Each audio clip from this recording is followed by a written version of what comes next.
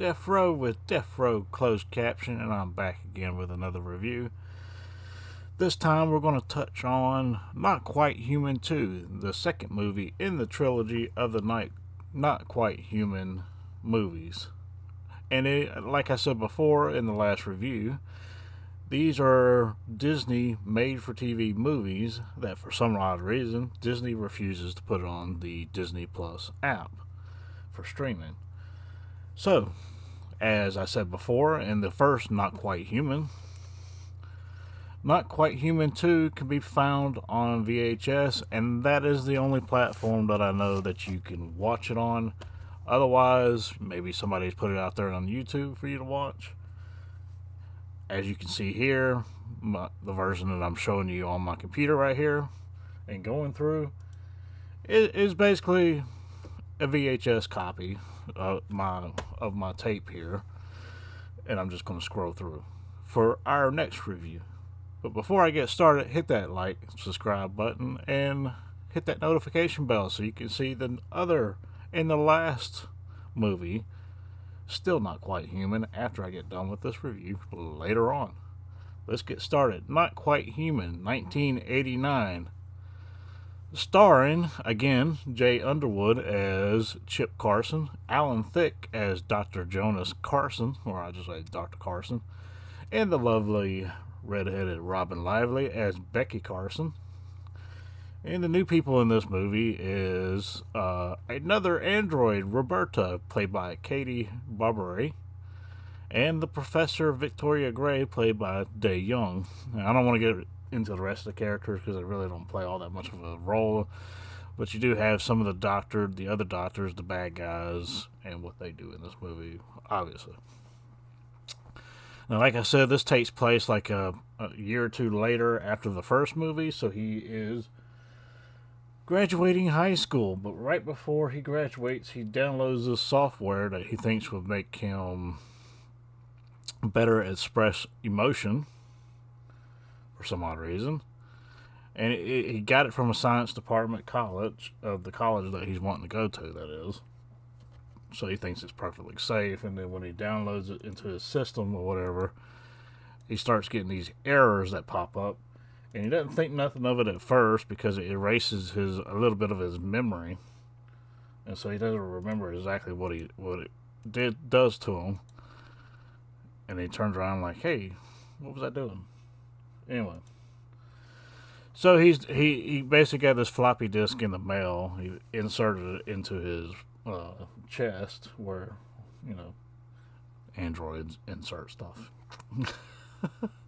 Anyway. Here they're talking about him graduating high school and what he's going to do next. And of course, Dr. Carson, he doesn't want him to go anywhere after he graduates high school because he has to be completely on his own this time around. He doesn't come home in the afternoon like he would from high school or whatever. So, and of course, Robin Lively's character, Becky, she's like trying to explain, like you gotta let him go. This would be the ultimate experiment to see if he can make it on his own, especially going to college. So they kind of, have to agree to disagree or whatever. And you start seeing some of the malfunctions from the software that he loaded onto himself in this scene here with weird laughing and stuff. And then we cut to the, let's see. Let's get further on here. And of course, this is where Dr. Carson finally agrees to let Chip go to college. Right here. And Chip acts like he's, turned himself off. It's this way of protesting.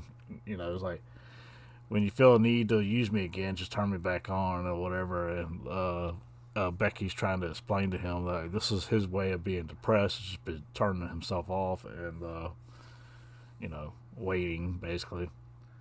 And then so Dr. Carson finally gives in to let him go to college. And then he all of a sudden turns around and says, "Thanks, Dad."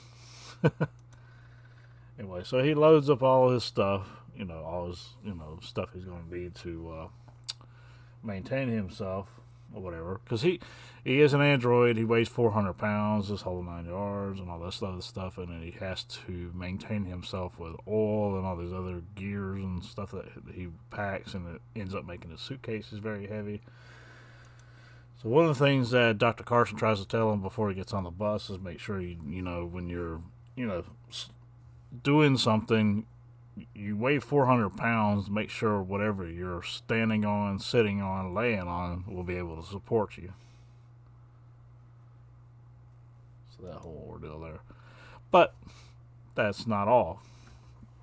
What Dr. Carson doesn't tell Chip is he's got this van equipped with with all this technology to help track Chip and everything that he's doing, and he decides to follow him to college in that van so he can keep track of everything that Chip does. And of course, Robin Lively's character, Becky, decides to go along with him because she's just trying to keep her dad out of trouble just as much as Chip. So it's like one's watching the other while the other one's watching him, and the whole nine. Anyway, he gets to college finally. Oh yeah, this whole scene right here is pretty cool, where the two bullies on the bus lock him up in the bathroom, and they leave him at the bus stop. Well, not knowing that he's an android, you see him coming up. Oh, he's gonna run. He's gonna run up to that, and I think this is pretty cool. I mean, this is perfect '90s fast running stuff here. It's pretty funny, and of course, you see this scene right here where he's just like running up next to the bus. And he gets on the bus and his shoes are steaming and everything from all the running he's been doing. Anyway, he finally gets to the college and he's trying to find his way around, but you're starting to see more glitches from the software he loaded at the very, very beginning of the movie, and it's starting to mess with him.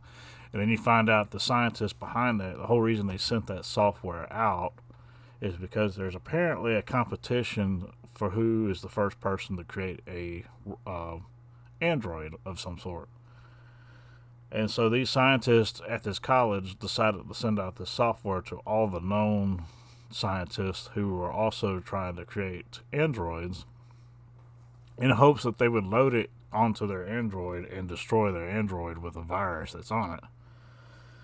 Chip, not knowing anything about that, he went ahead and just loaded it on himself, and that's why he's starting to have all these glitches and stuff throughout the movie, and it starts to show in this little things here. But something catches Chip's eye while he's at the school when he first gets there, and it's none other than Roberta, which at first this is her, Roberta. She catches his eye for some odd reason, and he just follows her into the lab. And of course, hilarity ensues. He's taking everything literal with him and everything. So he just walks right into the lab because he just wants to talk to Roberta, which is the woman right here is Roberta, played by Katie Barberi. I don't know if I'm saying that last name right. I apologize if I'm not. Anyway, turns out that she's also an android, and that is the project of these scientists in this college is they have this android that they have of their own, and her name is Roberta. And so Chip, not knowing that she is a android at this moment in the movie, but he's heavily attracted to her for some odd reason. Anyway, and then Chip finally makes it to his dormitory room, and this is where you meet Brandon Wilson, which is Chip's roommate, the guy on the left here, played by Scott Nell. He doesn't do much of anything in the movie other than try to get Chip to change his clothes and all this other stuff, and you see, and let's see, of course they Dr. Carson and Becky are in a hotel room that's nearby the college, and they're trying to set up all their equipment so they can keep a surveillance on Chip. Anyway, and basically he's using Chip's eyes to see everything that Chip sees, and just monitoring everything he does. And that's when they see him talking to Brandon Wilson here, the roommate, about, changing clothes and all this other stuff. And of course, yeah, this is the whole scene here where he's like changing into different clothes and stuff, trying to. And he finally pick a. Let's see.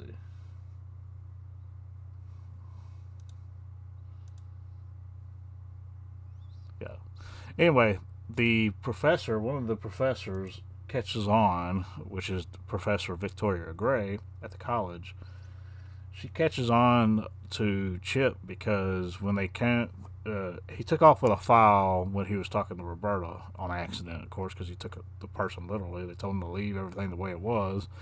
Well, the file was in his hand, so he left it the way it was and took off with the file. Anyway, they break into his dorm room and look for the file, find the file, whatever. And Professor Victoria Gray, she's in there as well.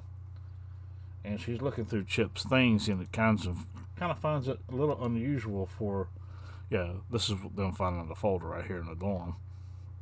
Anyway, she looks at his, suitcase and all that stuff and realizes it's a little bit off for somebody. And realizes it's like chips and oil and all kinds of stuff that would keep an android going, pretty much, as you can see here. So she's starting to catch on that Chip might not be as human as the other doctors think he is. Anyway, so they're all dressed up and they're ready to go to a party and all this stuff. And of course, the party ends up being a big flop for Chip and Brandon. And Chip's kind of feeling down about that whole ordeal because he got turned down and everything. And then, like, they kick him out of the party or whatever. And he's like, "It's not really my thing. I don't need to be here." So there's one of those emotional things where he starts to feel emotion here, like not because he was turned down, but because he's not feeling accepted. It's not so much that he was turned down by the women that he was talking to. It's just that he wasn't wanted at the party whatsoever, so he doesn't feel accepted as human. And so he expresses that by calling his dad, which they try to route through a different number from the hotel room to the house number because he's calling the house number. And so, and they're basically just like standing right next to each other in a booth talking to each other, and Chip thinks he's talking to him at his house. Anyway, Chip doesn't know that his dad's pretty much following him everywhere he goes and surveilling him, making sure he's okay. Anyway, talk about a helicopter parent. Well, it's an android helicopter. Anyway, so and at this point, because Professor Victoria Gray is nearby, and she's got her own listening device. And she's listening in on the conversation between Dr. Carson and Chip Carson, and she realizes that's his android that he's talking to. He even admits that he's an android and sees himself as an android and doesn't want to see himself as anything else, really.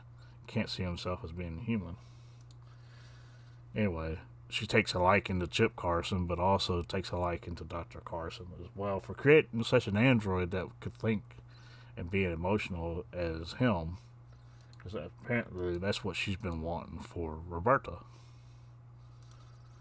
Anyway, Robin Lively character Becky decides that she's going to go talk to this Professor Victoria Gray to kind of get a information about her to make sure she's one of the good guys or maybe she's one of the bad guys. Here you go. She's trying to just like get an idea of what type of person she is, because she sees her as a possible dating companion for her father. So she decides to pretend like she's going to interview her for a paper or some type of club of some sort. And that's what she does. And then, of course, they're talking and everything, getting along pretty well. And Chip wanders back into that little place or whatever and gets Roberta to come out. And she's like, you could just come out with me and we can just go for a walk or whatever. And Roberta's never left the college campus or left the building even. And so she's just now getting to see what it's like on the outside. She didn't know that the world was full of humans and not, half and half androids and humans. Anyway, so he finally gets her outside, but he's, kind of glitching here and there, but she's understanding what he's saying a little bit at a time.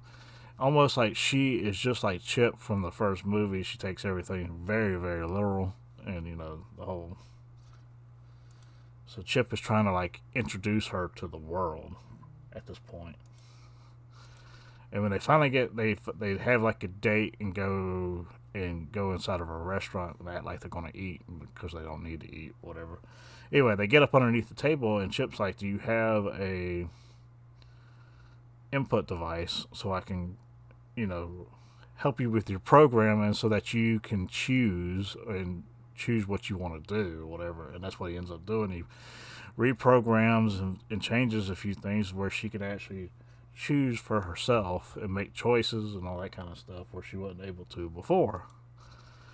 And so, yeah, those other doctors or professors or whatever show up and try to, like, take her, and she's like, "No, I don't choose to go with you. I choose to go with Chip," or whatever. And they turn the table over on them and have their shoes glued to the floor. Anyway, she tells Chip, like, "I want to go to that mountain that I see all the time in the office." It's like a picture in the office that she sees all the time of a mountain. And she's like, "I want to go there, and I want you to go with me. That's my choice." Chip obliges, And of course, they're out in the desert at night just looking at the stars and everything else. The next morning, they're trying to make their way to that mountain that they were talking about. And, of course, the bad professors show up and try to take off with her. At this point, Chip is having issues because, like they said, at one point in the movie, the professor says that the software they sent out to the different doctors that they think were making androids will be sure to destroy whatever android they made within 5 days. And Chip is on his last day right now, and he's not able to, like, move or anything sometimes, and then when he finally takes off in pursuit of Roberta, he can't control, like, the direction and everything, like this right here. Like, he's all over the place because he can't control. Hits his head on that. Anyway, and see, but like before, when you saw him running after the bus, he could do a straight line and go. But right here, he can't control, like, left or right, And he was trying to get to Roberta and save her out of the van. Anyway, this little cool shot right here. But boom, and on there. It's kind of cool. Anyway, so he gets Roberta out of there, and they end up in this plant. They should get chased around in this plant, and Roberta's losing power. Now, the Roberta is set up differently from Chip. And Roberta is not, like, once her power supply runs out, her memory erases. And so now Chip is trying to find a power supply for Roberta before her power runs out. But the problem is Chip is malfunctioning the entire time because of that damn software virus that he accidentally loaded onto himself. And so he's not able to save her in time. Well, finally, Dr. Carson and Professor Victoria Gray and Becky finally arrive, and they have the disc that is needed to reverse the virus that is in Chip, and that's what they're doing right here. As you can see, he opens up the chest, kind of like, I swear this reminds me of so much of, like, the stuff they do for Data on Star Trek Next Generation. Kind of cool. Anyway, so he puts the disc in there, the floppy disk, or 3/8 hard disk, or whatever. You know what I mean. And this is the antivirus for the virus that he accidentally loaded to himself, and they're trying to get Chip back on his feet. And of course, he didn't save Roberta in time, and of course, the bad professors take off with Roberta. But before they do, Chip decides to see Roberta one more time before they go. And what Chip does, because at the beginning of the show, somewhere around, he was like, when he was at the restaurant with Becky and Dr. Carson, he used his magnetic finger to pull a spoon from another table because he dropped his spoon on the floor or whatever. Anyway, he used that same magnetic finger here to brush Roberta's face, which is, where her brain is. And in doing so,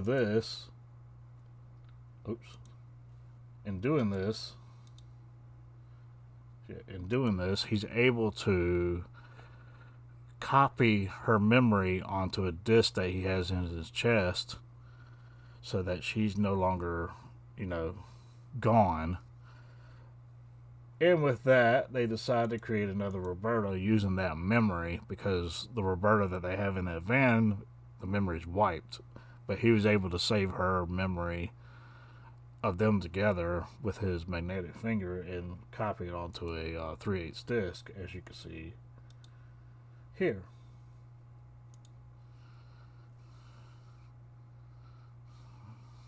Yeah, he's magnetic finger. And then that's Roberta on the disc. Pretty cool. Anyway, so that's what happens there. He saves Roberta basically on a hard drive or a hard disk, floppy disk, whatever the hell you want to call it.